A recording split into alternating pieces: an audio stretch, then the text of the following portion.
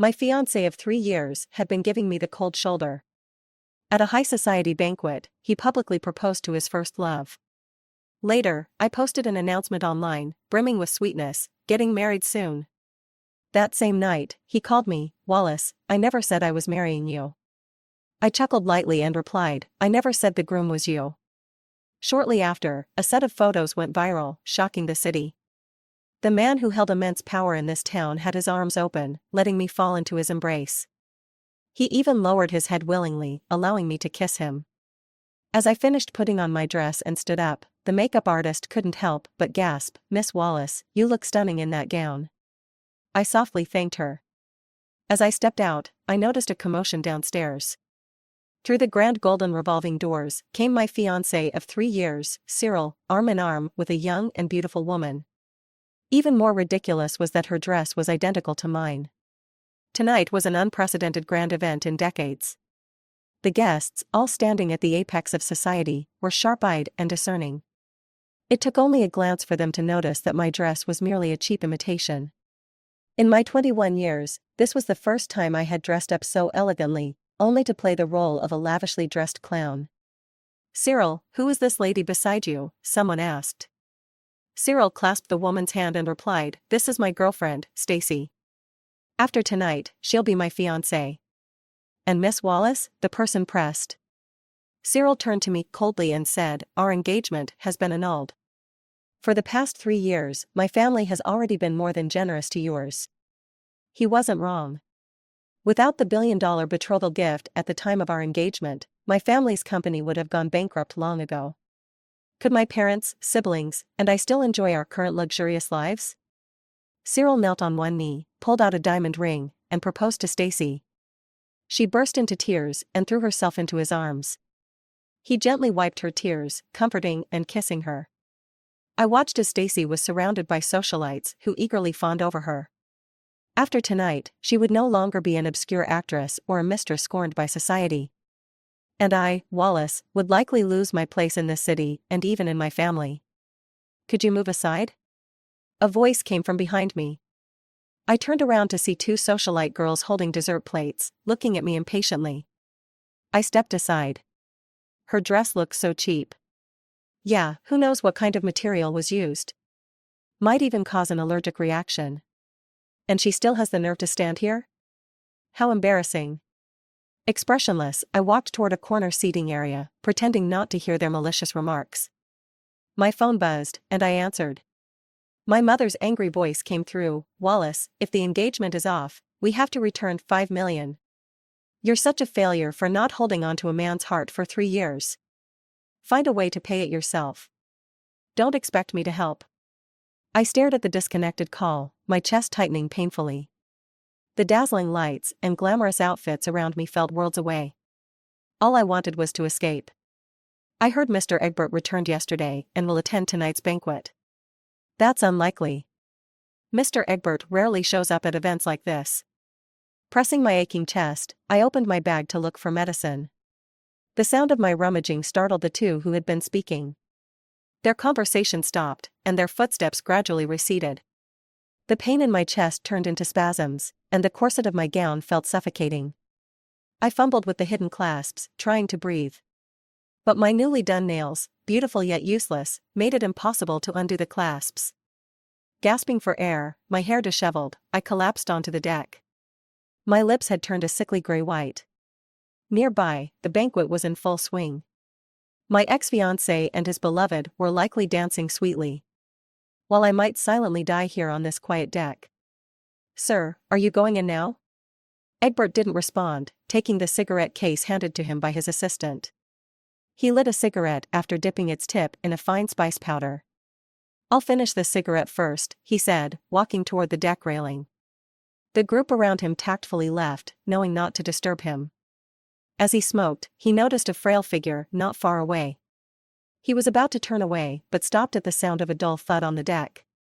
Turning back, he saw someone collapsed under the dim moonlight, a sight both helpless and strangely alluring.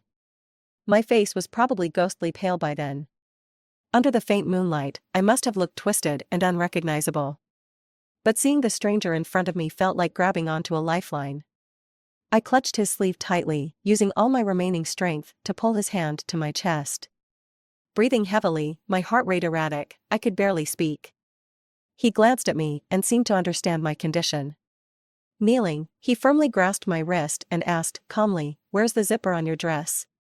I couldn't respond, struggling instead to guide his hand to my chest. His brows furrowed slightly as he removed my hand and looked at my dress's neckline. With deft fingers, he undid the intricate row of clasps. Relief washed over me as the constriction around my chest disappeared, and I greedily inhaled the fresh air. I'd completely forgotten that beneath my dress, I wore only adhesive petals over my chest. Now, with the front of my gown undone, I had been entirely exposed. It wasn't until a man's jacket, still warm, draped over me that I snapped back to reality. Biting my lip, I looked up and whispered, "Thank you. Can you stand?" I nodded, clutching the jacket with one hand and steadying myself on the railing with the other. "Should I contact your family or a friend for you?" I shook my head hastily. "No, I'll be fine after resting for a bit." His phone suddenly rang. I saw him step aside to take the call. "I told you, I'll handle the marriage arrangements myself. Don't worry, I won't let Grandpa leave this world with regrets." He seemed slightly irritable, lighting another cigarette. The glow from the cigarette illuminated his sharp features, and a thought struck me, I had seen him somewhere before. As he hung up and turned back toward me, our eyes met. I quickly averted my gaze. Noticing my discomfort with the cigarette's smoke, he extinguished it and gestured toward the jacket. "Just hand the jacket to a staff member later." My face flushed as I nodded and whispered, "Okay." His gaze lingered on my hands clutching his jacket. Inside, my gown was undone, with only the adhesive petals shielding my skin. An intimacy no one else could perceive hung in the air. Feeling self-conscious, I hunched slightly. Just as he was about to leave, I softly called out, "I just heard your phone earlier. Can I make a deal with you?" I gathered the courage to lift my eyes to look at him. Maybe he needs a wife, someone trouble-free, who can disappear at any time. And I need 50 million to buy my pitiful freedom. A deal? What kind of deal would Miss Wallace like to make with me? I was so nervous I didn't even notice he knew my name. "Do you need a wife?" I mustered all my courage and stared at him steadily. "I won't cause you any trouble. I'll do my best to cooperate." "Of course, and when you don't need me, I won't be a bother." He looked at me under the moonlight, wearing a silver gray shirt and dark trousers, his lean but tall body wrapped in them. His brows were soft, but his jawline was sharp. I noticed the watch on his wrist. It probably cost as much as the luxurious cruise ship I was on. "What's your condition?" I froze for a moment, feeling embarrassed, and spoke slowly, "I need 50 million. "For what?" I lowered my lashes, unable to meet his gaze. But in front of a stranger, it almost felt like I could show my helplessness and awkwardness without reservation. "My fiancé wants to break off the engagement and demands half the money back." 50 million, I can't come up with it. "Break off the engagement?" He suddenly turned to look at me, his eyes sharp as a blade. "Yes, break off the engagement." I gave a light laugh and looked up at him. The sea breeze tousled my long hair, and I stared blankly into the deep night. "I have no way out, sir. I accept the deal, but I have one condition." I looked up at him in disbelief. "Sir? Marry me within 3 days." That soon? You heard my phone call earlier. My grandfather's not in good health, and he's eager to attend my wedding. He raised an eyebrow, looking at me. "Is that inconvenient?" I quickly shook my head. "No, it's fine." "Then it's settled." The sea breeze grew stronger, and my hair was blown messily against my face. Suddenly, he stepped closer, brushing the stray strands of hair from my face and tucking them behind my ear. "In 2 days, I'll send someone to pick you up." "But how do you know where I am?" He didn't answer, and when his hand withdrew, it almost seemed like his fingertip had grazed my face. But maybe it was just my imagination. He left, and I was left in a strange daze, as if stuck in a dream. Until a tipsy Cyril suddenly came over and grabbed my wrist. "Wallace, I've been waiting for you to bow your head and beg me for the past 3 years.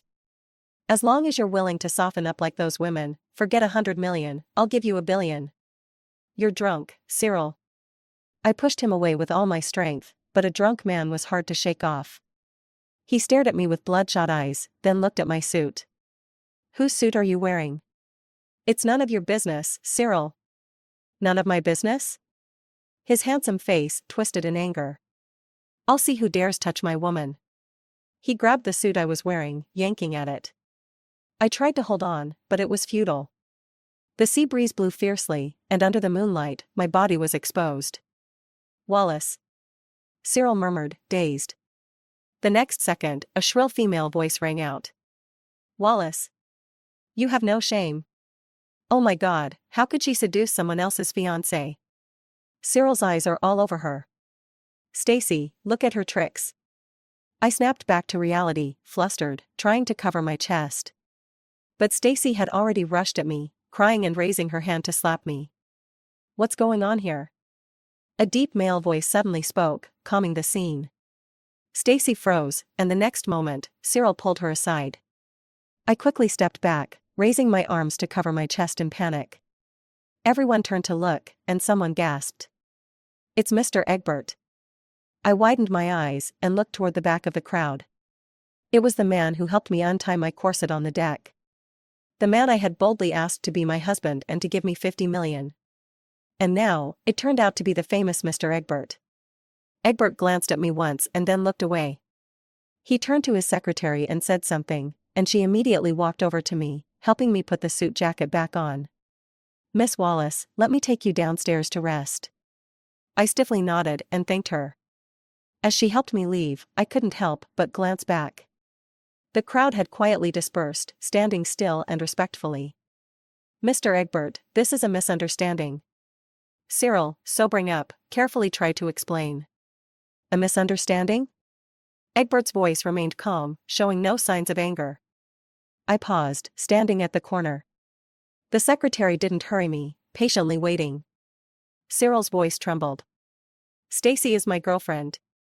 She must have misunderstood and acted out. Egbert's gaze turned sharp, a hint of displeasure in his eyes. I don't believe there's such a poorly mannered woman in today's high society. Cyril was awkward, and Stacy was on the verge of tears. Egbert turned to his subordinate. Take this lady off the ship. Cyril. Stacy sobbed, clutching his sleeve, unwilling to let go. She had been in the entertainment industry for years and knew how serious this was. Being kicked off the ship like this would make her the laughingstock, and there would be no chance for her to recover her reputation. Sir, she knows she was wrong. Please give her another chance. Egbert glanced at him indifferently. You can leave with her. Cyril fell silent and pulled his hand away. Stacy was soon escorted off the ship. The crowd on the deck quietly dispersed. No one expected this scene to end in such a way. Mr. Egbert. The voice of the secretary suddenly snapped me back to reality. I looked up in surprise, and Egbert was walking toward me. He waved the secretary away and asked gently, "Did I scare you?" I shook my head, still in a daze. No, no. I'll take you back to rest first, Egbert said, reaching out and lightly grasping my wrist. Is that okay? I was so disoriented, I nodded absently as he led me forward. After taking a couple of steps, I suddenly felt a chill at my chest. In that moment, the nude-colored petal-shaped breast pad fell out from under the hem of my suit. Egbert turned around, and his gaze followed the pad. I was so embarrassed, I almost wished the ground would swallow me up. But he calmly bent down, picked it up, folded it neatly, and placed it in his pocket, before soothing me in a gentle voice. It's ruined, so you can't use it again. I'll have someone bring you clean clothes later. My face burned, and I mumbled a small in response. Let's go. Egbert took my hand again. The hallway wasn't long, and we quickly reached the restroom. He let me inside and left to take care of something. I sat there in silence for a while, gradually calming down. But once I did, I realized something. Egbert had called me Miss Wallace at the beginning. He knew my name? Knew who I was? The secretary soon arrived with new clothes. After I took a shower and changed, I folded Egbert's suit jacket and put it in a bag. I planned to dry clean it and return it to him. The sir asked me to bring you down, Miss Wallace, if you want to return. The secretary, in her 30s or 40s, was very competent. Please let him know I'll dry clean the clothes first. It's no trouble. Leave it to me, she said with a smile, taking the bag. I handed it to her and casually asked, how did he know my name? The secretary just smiled slightly. That's a private matter of the sirs. When I got off the ship, I received a text from an unknown number. Egbert, save my number. I stared at the message for a while, before softly typing a reply, okay, I've saved it. I'll pick you up in 2 days. Rest well for the next couple of days. He didn't send any more messages. When I got back to my parents' house, it was already very late. But no one was asleep. The lights were on, but the atmosphere was tense and heavy. As soon as I walked in, my mother immediately stood up. Wallace, have you thought about what you're going to do? How did you upset Cyril? Why is he so angry he wants to break off the engagement? You know our family depends on his company for business and survival. 50 million. Where are we supposed to get that now? Are you trying to kill us? Everyone was blaming me. Blaming me for not being able to hold on to Cyril's heart, for not being able to marry into the family smoothly. So they could keep feeding off of us. But when they pushed me, the sickly little daughter, out just because they were worried about the health of the eldest daughter. Did they ever ask me if I was willing? When I took the 100 million from Cyril's family to fill the gap and maintain the extravagant lifestyle, did I ever enjoy a single bit of it? Now, they want to break the engagement, and yet I'm the one who has to bear the 50 million. Fine, I'll bear it. But after that, I won't be part of this family anymore. You should say something. My sister-in-law stood up and lightly pushed me with an annoyed look. I've thought of a way to get the 50 million. Really? You've got a solution? I saw my mother's eyes brighten immediately. But it might damage our reputation. What do you mean by that? I smiled faintly. At tonight's banquet, I met a wealthy foreign businessman. After hearing about my situation, he's willing to pay the 50 million. But he has a wife and kids, so I can only be his mistress. I really had no other choice but to agree. But once that happens, when we appear together, our relationship will no longer be a secret. How could you do something so shameless? Yeah, if you become his mistress, we'll be the laughingstock at every party. Then what do you suggest we do? Should we sell some of our properties to get the 50 million for Cyril? For a moment, no one responded, and it was completely silent.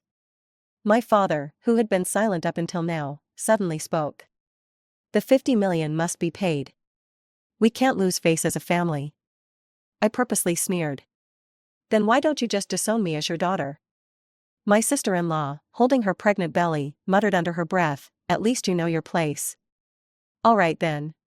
My father finally made a decision. They would announce publicly that they were severing ties with me, but it would just be a formality. I would still be their daughter, but I knew this was just a way of placating me. Once the 50 million was paid off, I would be kicked out immediately. But what they didn't know was that this was exactly what I wanted. The next morning at 9 a.m., I got a call from Egbert. Check your messages. The money should have come through. I quickly opened the message, and sure enough, the money had been deposited 10 minutes ago. I've received it. Go take care of the annulment today. I'll have the driver pick you up. Egbert, can I ask you a favor? Sure. Can you please not let anyone know about our marriage for now? I didn't want those greedy vultures to attach themselves to Egbert, causing unnecessary trouble for him. You don't want anyone to know? It's not that. Just for now, is that okay? Alright, I'll arrange for someone else to pick you up. Once the 50 million was returned to Cyril and my parents announced the severing of ties. If Egbert wanted to make our marriage public or keep it hidden, I would fully cooperate with him. At that point, because they had disowned me first, they wouldn't be able to cause any trouble for Egbert, no matter what. After transferring the money to Cyril's account, I took a photo of the payment receipt. When Cyril called, I saw the statement from my family announcing they had cut ties with me. I stared at the few lines of text, reading them over and over again. Then I took a picture and carefully saved it. Cyril's voice sounded hoarse. Where did you get the money? 50 million isn't a small sum. Your parents couldn't come up with it. Who gave it to you? Be clear. That's none of your business. Once you get the money, we'll have no more ties. I was about to hang up. But then Cyril suddenly called my name. Wallace, do you think I care about the 50 million? Whatever your reason is, it's none of my concern. Wallace, you should know that if I don't let go, no man will dare to marry you. I chuckled softly into the phone. Is that so? If you don't believe it, you can always try. I didn't want to waste any more time with him, so I hung up. Just as the call ended, it rang again. I was about to block the number, but saw the name on the screen, Egbert. Your family is really cutting ties with you? How do you know? I was surprised. He seemed to know everything. Wallace. If it's hard for you, you don't have to hold it in. I honestly didn't want to cry. I really didn't. But since I was little, I'd gotten used to it. So used to it that I was numb. I'm not upset. But when someone cares about you, you're always a little more vulnerable. So when I spoke, my voice was already filled with tears. You can cry in front of me. After all, starting tomorrow, I'll be your husband. I couldn't hold back my tears. But before becoming your wife, I've arranged another identity for you. What identity? I spoke in a small, timid voice. Egbert was silent for half a minute before saying.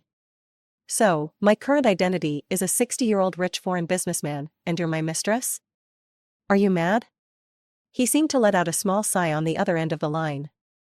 I'll see you tomorrow. Do you still want to marry me? I could clearly tell he wasn't too happy just now. Rest well today. Wear your prettiest dress tomorrow.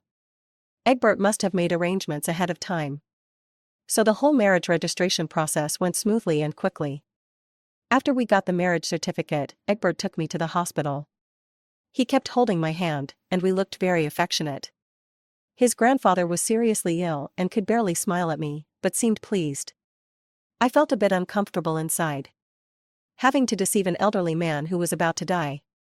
He must have loved his grandson dearly, hoping for a peaceful marriage. But he didn't know, I wasn't really Egbert's wife. After leaving the hospital, Egbert had an important meeting, so he had the driver take me home to get my luggage. The driver was a veteran, someone who had watched Egbert grow up. He was old now, his hair and beard all white but still sharp and energetic. When my family saw him get out of the car and open the door for me, they all assumed he was my sugar daddy. Because they looked down on my mistress status, no one even bothered to talk to me. I carried my suitcase downstairs. Only my father said a few words to me. This is just temporary. You'll stay elsewhere for a while. Once things die down, we'll bring you back. I purposely asked pitifully, how long will I have to wait? It depends on the situation. Then the things you promised should still count. Don't worry. When I dragged my suitcase out, I could clearly feel the relief in their expressions. The driver took me to Egbert's private residence. The house wasn't too big, but it was peaceful and serene. There were no maids or servants, which made me feel more at ease. Ma'am, the sir has instructed that you can make yourself at home. He'll be back tonight. But at 8 p.m., I received a call from Egbert. He had to go back to the mainland for a very important meeting and wouldn't be back until a week later. If you get bored, go out with friends, go shopping, or have some tea. Don't stay cooped up at home all day. I'll stay at my little apartment for a few days. It's close to Central, and everything is convenient there. I'll come pick you up when I get back. All right. On the third day of Egbert's business trip, I received a call from a volunteer I had worked with before. She invited me to a small charity auction in the high society circle. The theme this time caught my interest. It was a fundraising event for children with congenital heart disease. When I arrived, I saw quite a few familiar faces. Among them was Stacy. She was still dressed up elegantly, but she clearly looked unwell. It seemed that being kicked off the boat that day had affected her more than I had imagined. Stacy saw me too, but all she did was sneer and then talk to the people next to her. Is it true what they're saying? She's turned into a mistress? Of course, it's true. Her parents disowned her because she was such an embarrassment. Didn't you see the news? I heard her sugar daddy is almost 80. He could be her grandfather. Oh my God. How could they invite someone like her to a charity event? Yeah, we shouldn't participate with someone like her. Let's ask her to leave. The atmosphere started to get tense, and the hostess, who had invited me, looked extremely embarrassed. Maybe you should come back another time. I didn't want to make her uncomfortable, so I stood up to leave. But as I reached the door, I ran into Cyril. Wallace? I didn't respond and kept walking. Cyril grabbed my wrist. Are you here to see me? I pulled my hand away. No. I just heard about your situation today. Cyril blocked my path again. Wallace, you should return the money. Why? I couldn't help but scoff. Wasn't that what you wanted? 50 million? Wallace. Cyril's face darkened. I told you, just admit you're wrong once. How should I admit it? I pushed him away again. Should I kneel before you like a dog and thank you for your kindness? It was laughable. No one knew that beneath Cyril's polished image, he was the type who loved to humiliate people with his money and power. My life wasn't worth much, but I wasn't about to let him degrade me like that. You're ruined now. You should think about the consequences of your actions. Cyril changed the subject. At such a young age, being someone's mistress. It's my choice. Wallace, I'm giving you a chance to back down. Is that so? I don't need it. I walked past him and kept heading for the door. Cyril's voice came from behind me, low and threatening. I'm only giving you one chance. Think carefully and come find me when you're sure. I didn't look back. But that night, I got a call from my landlord. He demanded that I move out immediately. I didn't argue with him, just packed my things and went downstairs. To my surprise, when I reached the bottom, I saw Egbert's car. The driver got out and took my suitcase. Ma'am, Mr. Egbert sent me to pick you up. Egbert, he's back? He'll be back early tomorrow morning. My eyes suddenly stung with tears. Has he finished all his work? We had agreed on a week, but it was only the 4th day. Mr. Egbert is worried about you. He didn't want you to feel wronged. I'm fine, really. His work is important. Don't let me delay him. As I sat in the car, I felt a strange mix of emotions I couldn't quite put into words. It felt like being abandoned by the whole world, only to suddenly inherit a fortune beyond imagination. When we arrived at Egbert's place, I had just returned to my room when his call came through. Wallace. Egbert's voice had a trace of fatigue in it. I felt deeply ashamed. To escape my family's control, I had deliberately tarnished my reputation. He worked so hard, yet I still managed to cause him more trouble. If I had stayed quietly at his house, none of this would have happened. Egbert. I'm sorry. Egbert sounded a bit helpless. I'm not blaming you. Let's talk more when you come back tomorrow. After the call ended, I saw I had a new follower on Instagram. It was Egbert. His IG only had one post, uploaded 3 days ago, a photo of our marriage certificate. I couldn't see the comments, but I did see 2 replies to friends. Yes, we're married. Let me introduce my wife, Wallace. That night, I posted something on my IG, just 4 simple words. Getting married soon. Many people commented, some friends even called me. When I answered the phone, it was Cyril's voice. So, have you made up your mind? I said I'd give you one chance, but I never said I'd marry you. I couldn't help but laugh lightly. I never said the groom was you. You're going to marry that old man? Wallace, you've really sunk this low, willing to become a mistress to a married man. I hung up and blocked him immediately. That night, my mind was filled with so many thoughts I couldn't sleep. I only managed to fall asleep when the sky was starting to lighten. I didn't even realize when Egbert came home. When I finally opened my eyes, I saw a figure coming out of the bathroom. I almost screamed, my heart nearly leaping out of my chest. It's me, Wallace. Don't be scared. I pressed my hand to my wildly beating heart, still pale. Egbert held me in his arms, gently stroking my back. Slow your breathing, don't worry, relax. It's okay, Wallace. I rested my head on his chest, slowly calming down. Once I was calm, I suddenly realized.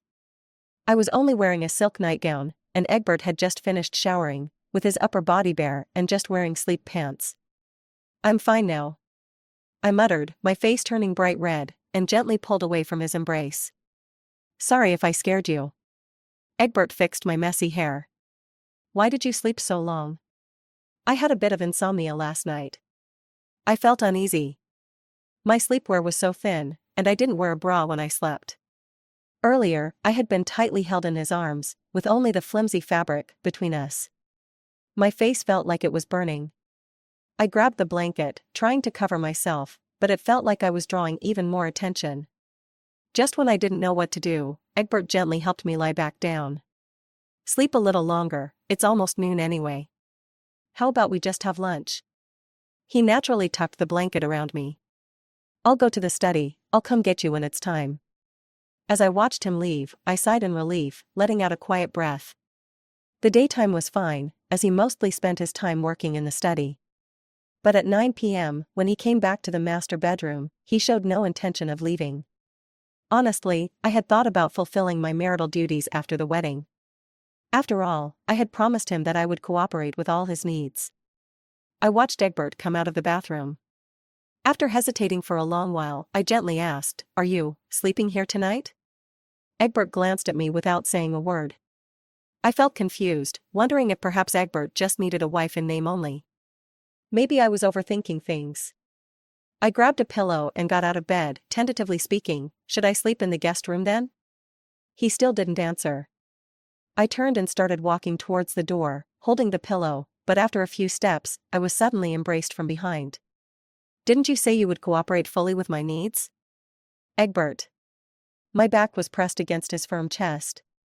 I could feel his heart beating rapidly, and his body heat seemed to rise, making me dizzy. Egbert lowered his head, his fingers gently brushing aside the strands of hair at the back of my neck. "Wallace, you're my wife now." I leaned into his embrace, gently closing my eyes. I melted into his arms as he lifted me and placed me on the soft bed. When he kissed me, my fingers tightened around his arm. My heart was racing so fast, it felt like I couldn't breathe. The kiss became fragmented. "Tell me if anything's wrong." Egbert touched my flushed face, and after my heartbeat calmed a bit, he continued. There were several times when I honestly felt like I was about to suffocate. But Egbert always knew when to stop and hold back. I could feel his muscles tensing beneath his skin, subtly trembling. Sweat from his forehead fell, sizzling as it landed on my chest. His heartbeat was as frantic as mine, and his breathing was short and quick. I was in pain, but he seemed to be suffering more than I was. His voice was hoarse as he leaned down to kiss my face. "Are you feeling better?" I shook my head, then nodded. But my eyes were already hazy, and my hands had unknowingly gripped his neck.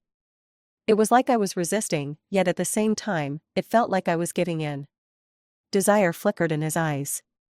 For a brief moment, I even had the illusion that Egbert might actually like me. He leaned down again, his movements more forceful.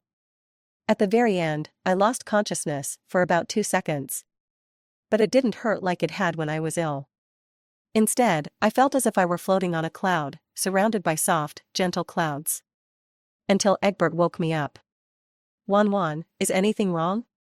I shook my head again, but gently reached out to hold his waist.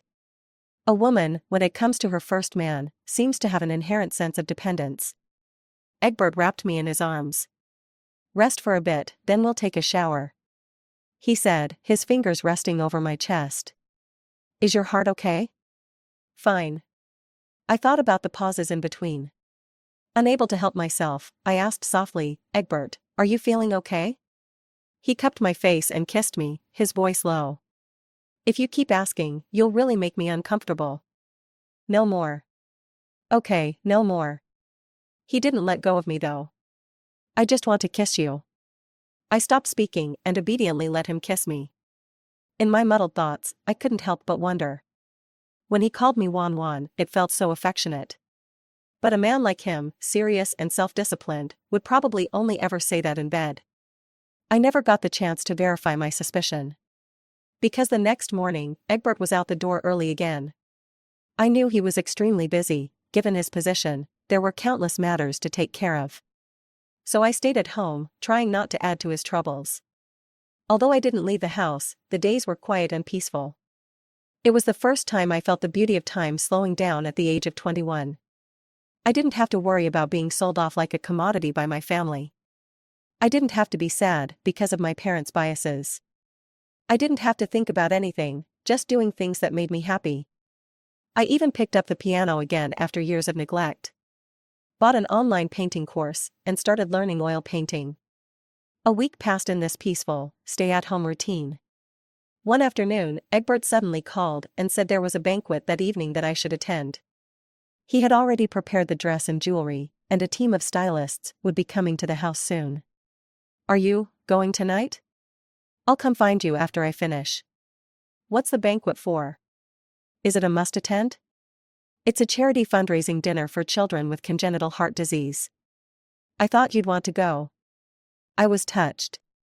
The last charity event I couldn't attend, because of the scandal spread by Stacy, was also for children with heart disease. Egbert still remembered that. Because I had a congenital heart problem, I've always cared deeply about such causes. I remember, even after getting engaged to Cyril, I still went to volunteer every month, visiting sick or disabled children at the welfare home. But Cyril once mocked me, "You're good at the game of seeking fame." But he didn't know, I wasn't doing it for recognition. I just wanted to help more children like me, because I knew the pain firsthand. "Egbert, of course, I want to go. But if you come tonight, our situation will no longer be hidden." I wanted to ask if this would cause him any trouble or harm his reputation. "You're the one who wanted to keep it low-key from the start, not me." "Egbert." I gripped the phone, a little confused. "I don't understand, why? Why did he agree to this? Why had he never considered hiding our marriage? Why was it me?" "I'll answer you when I get home tonight." When I arrived at the banquet, I naturally drew numerous curious stares. But what confused me slightly was, since Egbert was attending such a prestigious charity event, the standard of the event must have been high.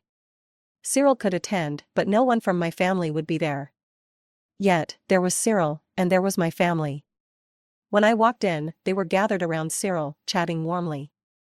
My older sister, Sylvia, looked at Cyril with shy and burning eyes. "Wallace, how dare you show your face here?" Sylvia spoke in surprise, and my mother immediately came over, her face stern. "Don't you know what kind of event this is? You've come to embarrass us. What will others think of us?" I looked at the elegant and poised woman before me, my heart already cold. Weren't we already cut off? "So, I have no relationship with you anymore. Everyone knows you're my daughter. Then what do you suggest we do?" "Wallace, leave now. Have your man take you abroad or back to his country. Didn't Dad promise that I could come back after things settled?" She looked at me like I was crazy. "Are you dreaming? We've already disowned you." "Really?" "Of course, it's true. So, legally and in terms of family ties, I have no relationship with any of you." "Fine." I turned and looked around. I'm sure everyone has heard what she said. "Wallace, you'd better leave quickly. Why cause a scene and make a fool of yourself?" Sylvia feigned gentleness. "Cyril's here. Don't make a joke out of it." At this moment, Cyril finally spoke up. "Wallace, didn't you say you were getting married?" "Cyril, that old man is married with kids and has mistresses all over the world. There's no way he'd really marry her." "So, your IG post the other day was fake?" Just as I was about to respond, Cyril stepped forward and grabbed my arm. "I'm asking you again." Before I could say anything, the ballroom suddenly fell silent. "Mr. Egbert has arrived." Why would he come to such a small gathering? How would I know? But tonight is a real treat to meet the real Mr. Egbert. Why is he heading this way? Oh my God, Mr. Egbert is staring in this direction. Is he looking at Sylvia? Hearing these comments, Sylvia's face quickly turned bright red. My mother also couldn't hide her joy. I turned to look at Egbert. He was still in his black business suit, looking as serious and unapproachable as ever. At this moment, I couldn't help but feel a little dazed. The man I had only seen on TV and in the papers, now he was my husband. He had kissed me countless times, called me Juan Juan, and treated me with so much tenderness, like an incredibly loving husband. "Wallace." Egbert spoke. This was the first time he called my name in front of so many people. Sylvia's smile froze awkwardly. My mother looked stunned. Cyril was even more surprised. I shook off his hand, my eyes red with grievance. Egbert. He walked through the crowd and directly approached me. Your dress is beautiful today. Your makeup is also perfect, you look stunning. I felt like crying and laughing at the same time. As tears were about to fall, Egbert, in front of everyone, pulled me into his arms. Alright, I'm just a few minutes late, and people start bullying you. When he said the word bullying, his gaze swept indifferently over the crowd. My mother's face turned pale, and Sylvia instinctively hid behind her. Egbert's gaze finally landed on Cyril. What were you talking about with my wife? The word wife in Egbert's sentence felt like a bomb. The crowd, which had been silent just moments ago, instantly erupted in whispers. Cyril seemed to still be in disbelief and asked, Wife?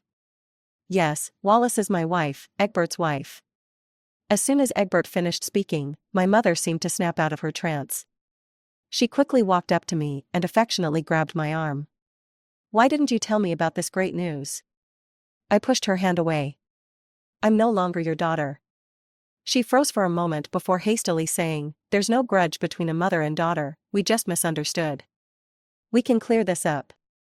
I shook my head. There's nothing to talk about. I have no ties to you or your family, legally or morally. She broke into a cold sweat and looked desperately at Egbert. Mr. Egbert, we had some misunderstandings with her. She says whatever she says. Egbert wrapped his arm around me, his voice cold. If she says she has no connection to you, then there's no connection. As far as I know, your company hasn't donated a single cent to charity in the past 10 years. Upon hearing this, my mother's face went ashen, and she stiffly tried to argue but couldn't say a word. So you've never donated a penny? Then why does the Jiang family push so hard to attend charity galas every time? To fish for fame. How shameless. She had no face left to stay and quickly fled with Sylvia. Egbert wrapped his arm around me. Let's go home. You haven't donated to the children yet. I reminded him softly. Egbert lowered his head and kissed me. The secretary is handling it. Egbert, my heart, I don't think I can take it much longer. The dimly lit room spun as I felt dizzy. The familiar sensation of suffocation hit me, and I gripped his arm, turning my face to breathe deeply. Egbert bent down, pressing his forehead against mine. Baby. I could feel how hard this was for him. But my body was betraying me. Egbert, maybe you should marry a healthy wife. Wallace. Egbert's gaze was unusually serious. There's no shortage of healthy women in this world. But with my condition. What's wrong with you? He pushed my damp hair away from my forehead. Wallace, to me, you're the best. Egbert. If your health isn't good, we'll take our time to nurture you, to treat you. If it can't be treated here, we'll go abroad. But what if it still can't be treated? Egbert bent down and kissed me gently. Then I'll practice abstinence and focus on self-discipline. As the new year approached, Egbert finally had some free time. He took me abroad to see what was said to be the best heart surgeon. I was nervous during the checkup. Egbert habitually helped me adjust my hair. Don't be nervous, I'll be right here waiting for you. After all the detailed and professional checks, the elderly doctor with all white hair looked at me with some pity. I've looked at your report. You're one of the less severe cases of congenital heart disease. If you had undergone surgery as a child, you would have already recovered by now. I looked at the doctor in disbelief, shaking my head. Doctor, are you sure? My family always told me that my condition was untreatable. They took me to many hospitals, but the diagnosis was always the same. Later, I refused to go to any more hospitals. I couldn't stand being told again and again that I was going to die. They told me that as long as I spent money on special care, I'd survive and grow up, and it was all thanks to them. When Egbert hugged me, I realized that I had been crying silently. They lied to me, didn't they? Why did they lie to me? Why did they treat me like that? If they didn't want to treat me, why did they even bother having me? Why did they deceive me for all these years? Wallace, don't think about these things anymore. You can get better, that's the most important thing, do you understand? I just don't get it. Egbert hugged me tighter. Then don't think about those meaningless things. Let's look forward, don't look back. When spring came, Egbert came to pick me up to go home. By then, I had been discharged from the hospital and my body was recovering well. A few days ago, his grandfather's condition worsened and he had to go to the hospital overnight. It wasn't until the day before yesterday, when his grandfather's condition stabilized, that he was able to relax. We hadn't seen each other for a full half-month.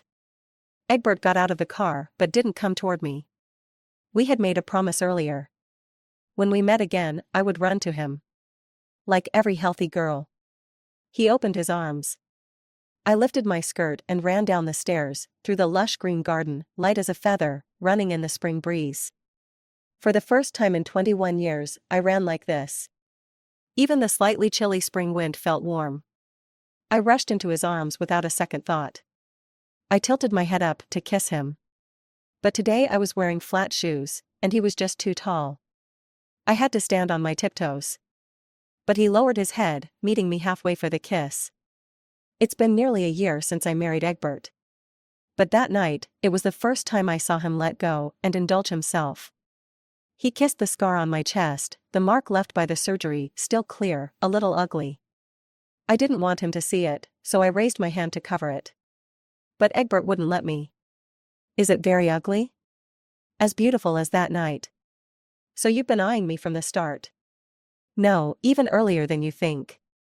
When was that? Did you see me before? Wallace, are you sure you want to reminisce with your husband at a time like this? Egbert locked my hands and leaned down again. Egbert. I feel dizzy, I can't breathe. I used the same trick again. He didn't believe me, of course, but he still paused when things got the most intense. My heart raced, but it didn't hurt and twist like it used to. What surged inside me was just the unstoppable tide of emotion. I wrapped my arms around him, gently biting his chin. Egbert, you don't have to worry about my body anymore. From now on, you can do whatever you want.